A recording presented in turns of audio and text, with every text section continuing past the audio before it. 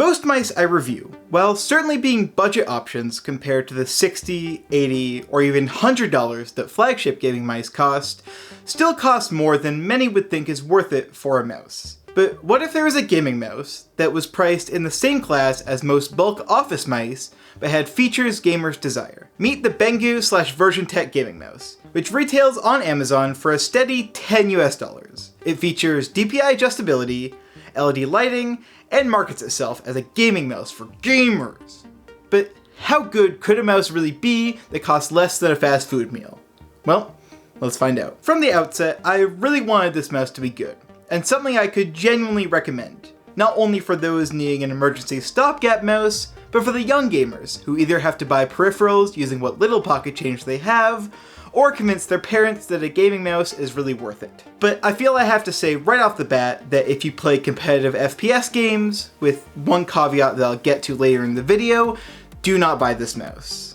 You'll be wasting your money. And if you simply play a lot of games, but not competitively, I highly recommend watching this review in full, as this mouse isn't particularly cut and dry.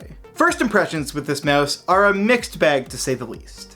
The soft touch plastic on top is pleasant to hold, and the slight texture provided by the design only makes it better, while also hiding scratches, grease, and imperfections. The slits on the side provide extra grip while feeling nice to my hand. And surprisingly, the mouse is a decent size, which, as I will elaborate on later in the ergonomics section, finds a good middle ground between accommodating large and small hands respectively. The cable is oddly only 4 feet long, whereas every other gaming mouse I've ever used has had a 6-foot cable, so watch out for that. But thankfully it is braided with sturdy mouse end and USB end stress relievers, which I think goes to show that any budget peripheral still using a cheap plastic cable has no excuse to in 2021. I'm looking at you, PicTech. Other aspects of the build quality too are respectable, and the mouse as a whole feels very sturdy and durable, with the downside, as it unfortunately often is, of feeling dense and heavy. On paper, this mouse only weighs about 100 grams, but a combination of the design, materials, and size makes it feel at least 20 grams heavier. Speaking of the design, you can make up your own conclusions about whether or not you like the looks, but ergonomically this mouse is yet another mixed bag. Obligatory hand disclaimer out of the way, there is an oddly annoying point at the end of the mouse that took me a while to get used to, but overall, for the price, it was a decent experience in the hand. It fit my hybrid grip style well, and the concave nature of the sides gave me a secure grip. And for others, I really think that this mouse will fit a very large variance of hand sizes. If you have longer fingers, then this mouse accommodates that, and same with a wider hand, up to a certain point. You may experience issues if you have particularly small hands, specifically with the height, as this mouse is about as tall as my G703, which is a pretty tall mouse, but length is much less of an issue as the mouse still easily registers clicks only halfway up the mouse. This doesn't mean those clicks are good, however. Mouse 1 and 2 here feel clunky, having a long travel for a gaming mouse, and also being heavy to click. Whereas mouse 3 is even stiffer to click, and the scroll wheel is very physically thin in width, and has an almost pointed shape that was not my favorite to use. But the scrolling itself feels nice. Below the scroll wheel is an absolutely awful feeling DPI switch that you can use to switch between 4 DPI presets, and finally, mouse 4 and 5 on the side, well, this is how much you can move them in without actually triggering the button, so a solid C- from this one. Due only to the fact that they're easy to locate and distinguish because of their large size. At the start of this video, I said that this mouse was unusable in competitive games, or if you play games a lot. So what's that about? Well, simply put, the sensor in this mouse is pretty garbage.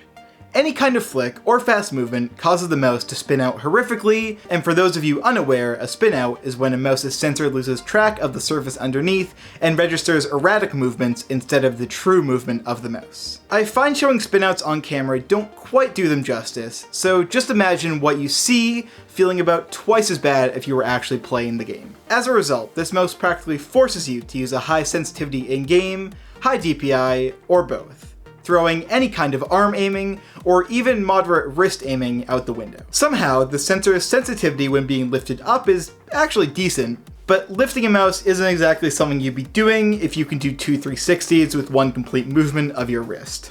If you haven't even heard about spin-out before, then I don't blame you. Spin-out isn't often talked about with gaming mice today due to how good sensor technology has become in modern mice.